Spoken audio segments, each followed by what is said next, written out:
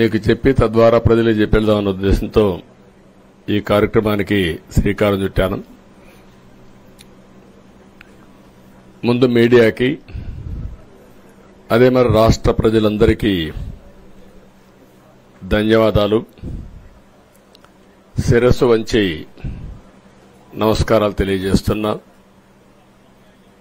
ఎందుకంటే నా సుదీర్ఘమైన రాజకీయ యాత్రలో ఈ 5 సంవత్సరాలు చూసిన ప్రభుత్వాన్ని నేను ఎప్పుడూ చూడలేదు. ఒక రంగమని కాదు, ఒక వ్యవస్థని కాదు, ప్రజాస్వామ్య వ్యవస్థలన్నీ ఏ విధంగా ఇబ్బంది పడ్డాయో, ఏ విధంగా నిర్వీర్యం చేశారో మనం అన్ని చూశాం. అయితే మా ధ్యేయం ఒకటే, ప్రజలు గెలవాలి, రాష్ట్రం నిలబడాలి. దీనికోసం ఎన్ని త్యాగాలైనా సరే చేసి మళ్లీ భావి తరాల భవిష్యత్తు కోసం ముందుకు పోవాలని చెప్పి వెళ్ళాం. నేను చాలా ఎన్నికలు చూశాం. 10వ ఎన్నిక నిన్న. అంటే ఇన్ని ఎన్నికలు చూసినా, అంటే ఎన్నికలు చూడడమే కాకుండా ఈ ఎన్నికలన్నీ at the helm of affairs ఉండి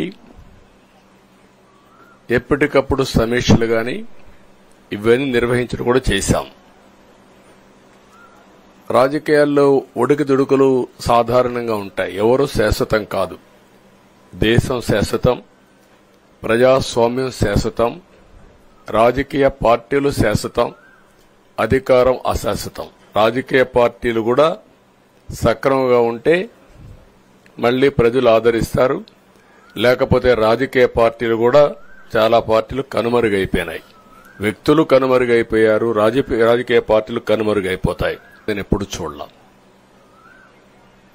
నా జీవితంలో చాలా ఎలక్షన్స్ ఫేస్ చేస్తే కానీ వేవ్ కనపడేది, వ్యతిరేకత కనపడేది. కానీ ఈ ఎలక్షన్లో ఎక్కడో అమెరికాలో ఉండే వ్యక్తి ఒక 5 లక్షలు 10 లక్షలు ఖర్చు పెట్టుకొని నేను రావాలి, ఓటేయాలి, రాష్ట్రం నిలబడాలి, ప్రజలు గెలవాలి అనే ఆవేదనతో వచ్చారు. ఎక్కడో పక్క రాష్ట్రాల్లో ఎక్కడో కడుపు నిండడం కోసం కూలి పనులకైనటువంటి వ్యక్తులు, పాచి పనులు చేసుకునే వ్యక్తులు సొంత డబ్బులు పెట్టుకొని నేరుగా ఇక్కడ రైల్వే స్టేషన్లో చూస్తే, బస్టాండ్లో చూస్తే భోజనం కూడా ప్యాక్ చేసుకొని తీసుకొచ్చి ఇక్కడ భోంచేసి ఓటేసే పరిస్థితికి వచ్చారు.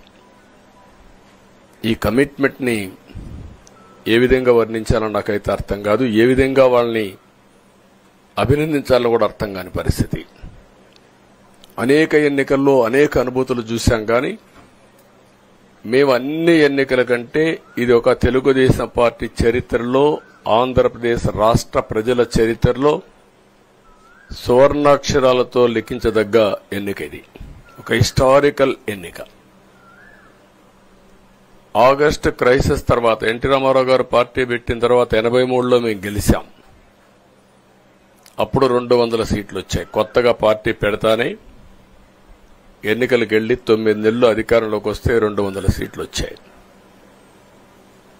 94లో మీరు ఒక్కసారి చూస్తే ప్రజా వ్యతిరేకం వల్ల 3 ముఖ్యమంత్రులు మారడం వల్ల ఆ రోజు మీరు ఎన్నికలు చూస్తే దగ్గర అపోజిషన్ పార్టీకి రిక్వైర్డ్ నెంబర్, అంటే అపోజిషన్ లీడర్గా వచ్చే స్టేటస్ రాకుండా వచ్చాయి. అవన్నిటిని వర్పించే విధంగా ఈసారి ఊహించని విధంగా వచ్చింది.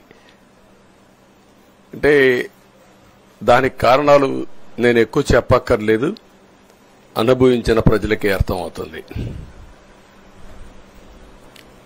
ఎప్పుడైనా సరే ప్రజాస్వామ్యంలో